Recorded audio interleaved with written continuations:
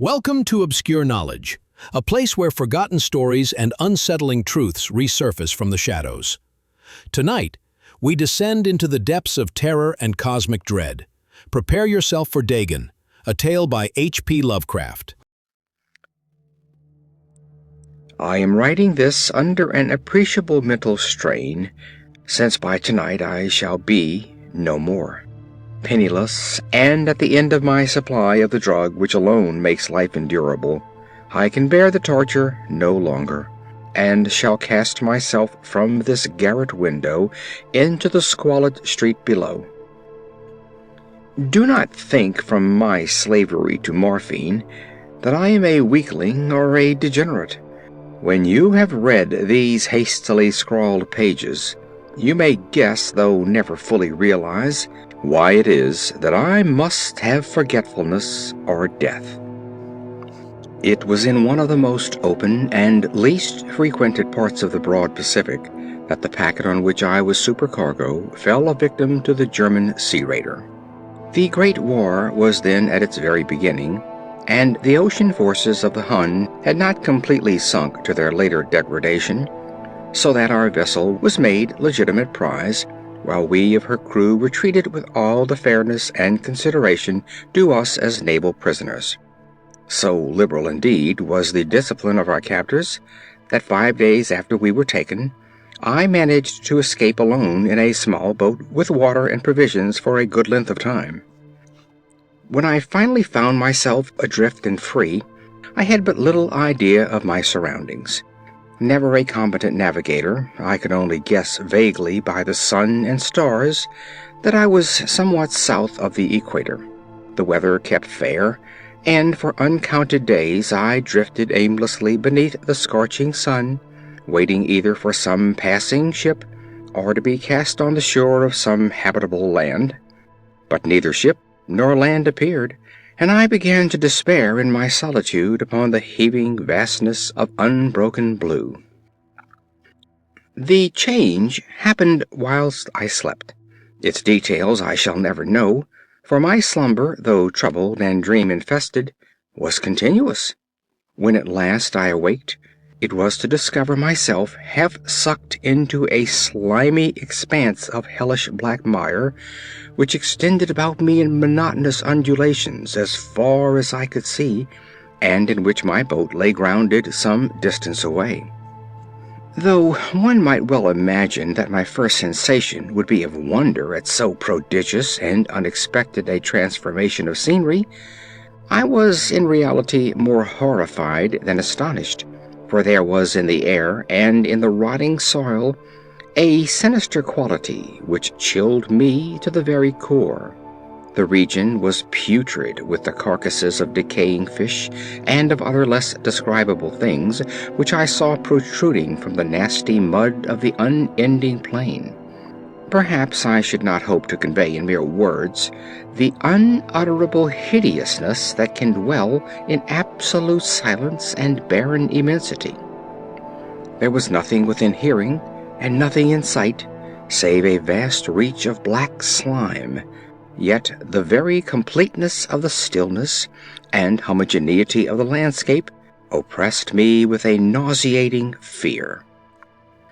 The sun was blazing down from a sky which seemed to me almost black in its cloudless cruelty, as though reflecting the inky marsh beneath my feet. As I crawled into the stranded boat, I realized that only one theory could explain my position. Through some unprecedented volcanic upheaval, a portion of the ocean floor must have been thrown to the surface, exposing regions which for innumerable millions of years had lain hidden beneath unfathomable watery depths. So great was the extent of the new land which had risen beneath me that I could not detect the faintest noise of the surging ocean, strain my ears as I might, nor were there any sea-fowl to prey upon the dead things. For several hours I lay thinking or brooding in the boat, which lay upon its side and afforded a slight shade as the sun moved across the heavens. As the day progressed, the ground lost some of its stickiness and seemed likely to dry sufficiently for traveling purposes in a short time. That night I slept but little, and the next day I made for myself a pack containing food and water, preparatory to an overland journey in search of the vanished sea and possible rescue. On the third morning I found the soil dry enough to walk upon with ease. The odor of the fish was maddening, but I was too much concerned with graver things to mind so slight an evil, and set out boldly for an unknown goal. All day I forged steadily westward, guided by a faraway hummock which rose higher than any other elevation on the rolling desert. That night I encamped, and on the following day still traveled toward the hummock, though that object seemed scarcely nearer than when I had first espied it.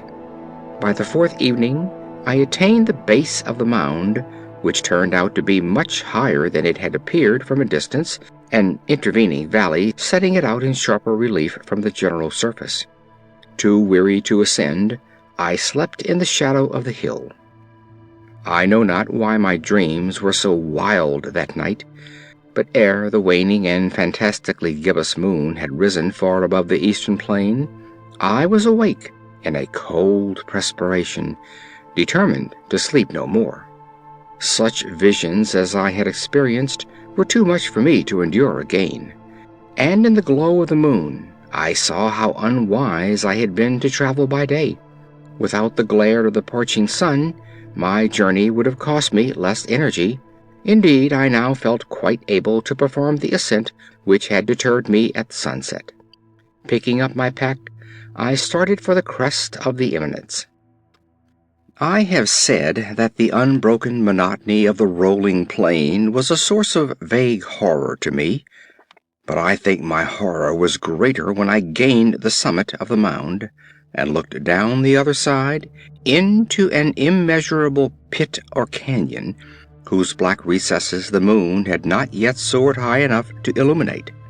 I felt myself on the edge of the world, peering over the rim into a fathomless chaos of eternal night. Through my terror ran curious reminiscences of Paradise Lost, and of Satan's hideous climb through the unfashioned realms of darkness. As the moon climbed higher in the sky, I began to see that the slopes of the valley were not quite so perpendicular as I had imagined. Ledges and outcroppings of rock afforded fairly easy footholds for a descent, whilst after a drop of a few hundred feet, the declivity became very gradual. Urged on by an impulse which I cannot definitely analyze, I scrambled with difficulty down the rocks and stood on the gentler slope beneath, gazing into the Stygian deeps where no light had yet penetrated. All at once my attention was captured by a vast and singular object on the opposite slope, which rose steeply about 100 yards ahead of me, an object that gleamed whitely in the newly bestowed rays of the ascending moon. That it was merely a gigantic piece of stone I soon assured myself, but I was conscious of a distinct impression that its contour and position were not altogether the work of nature. A closer scrutiny filled me with sensations I cannot express, for despite its enormous magnitude and its position in an abyss which had yawned at the bottom of the sea since the world was young, I perceived beyond a doubt that the strange object was a well-shaped monolith whose massive bulk had known the workmanship and perhaps the worship of living and thinking creatures. Dazed and frightened, yet not without a certain thrill of the scientist's or archaeologist's delight, I examined my surroundings more closely. The moon, now near the zenith, shone weirdly and vividly above the towering steeps that hemmed in the chasm, and revealed the fact that a far-flung body of water flowed at the bottom, winding out of sight in both directions, and almost lapping my feet as I stood on the slope. Across the chasm the wavelets washed the base of the Cyclopean monolith, on whose surface I could now trace both inscriptions and crude sculptures. The writing was in a system of hieroglyphics unknown to me, and unlike anything I had ever seen in books. consisting for the most part of conventionalized aquatic symbols such as fishes, eels, octopi, crustaceans, mollusks, whales, and the like. Several characters obviously represented marine things which are unknown to the modern world, but whose decomposing forms I had observed on the ocean-risen plain. It was the pictorial carving, however, that did most to hold me spellbound. Plainly visible across the intervening water on account of their enormous size were an array of bas-reliefs whose subjects would have excited the envy of Doré. I think that these things were supposed to depict men, at least a certain sort of men, though the creatures were shown disporting like fishes in waters of some marine grotto, or paying homage at some monolithic shrine, which appeared to be under the waves as well.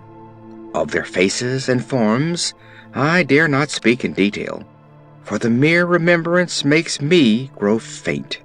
Grotesque beyond the imagining of a Poe or a Bueller, they were damnably human in general outline, despite webbed hands and feet, shockingly wide and flabby lips, glassy, bulging eyes, and other features less pleasant to recall.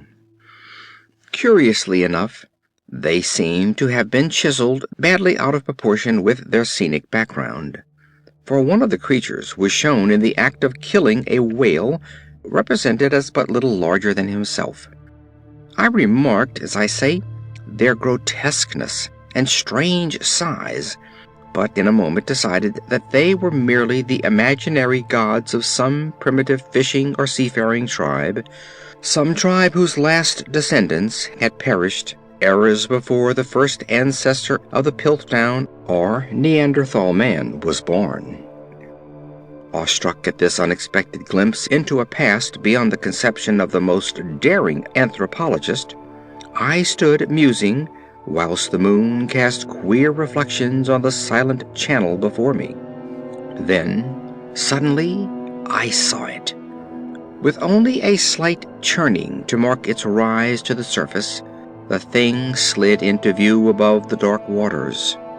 Vast, Polyphemus-like, and loathsome, it darted like a stupendous monster of nightmares to the monolith, about which it flung its gigantic scaly arms, the while it bowed its hideous head and gave vent to certain measured sounds. I think I went mad then. Of my frantic ascent of the slope and cliff, and of my delirious journey back to the stranded boat, I remember little. I believe I sang a great deal, and laughed oddly when I was unable to sing. I have indistinct recollections of a great storm some time after I reached the boat. At any rate, I know that I heard peals of thunder and other tones which nature utters only in her wildest moods. When I came out of the shadows, I was in a San Francisco hospital, brought thither by the captain of the American ship which had picked up my boat in mid-ocean.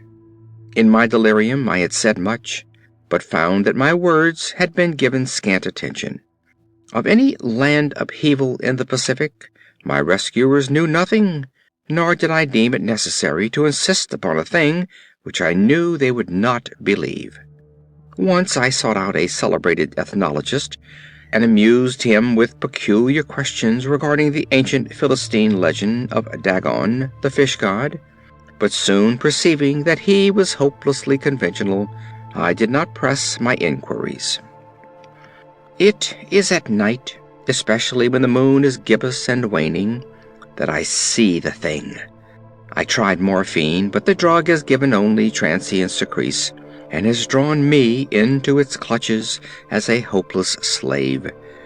So now I am to end it all, having written a full account for the information or the contemptuous amusement of my fellow men.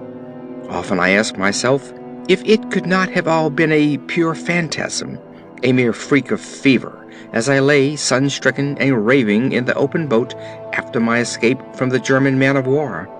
This I ask myself, but ever does there come before me a hideously vivid vision in reply. I cannot think of the deep sea without shuddering at the nameless things that may at this very moment be crawling and floundering on its slimy bed, worshipping their ancient stone idols, and carving their own detestable likenesses on submarine obelisks of water-soaked granite.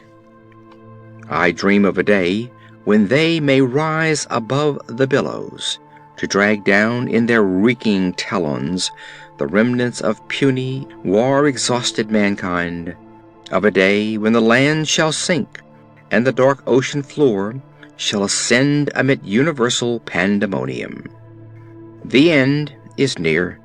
I hear a noise at the door, as of some immense slippery body lumbering against it. It shall not find me.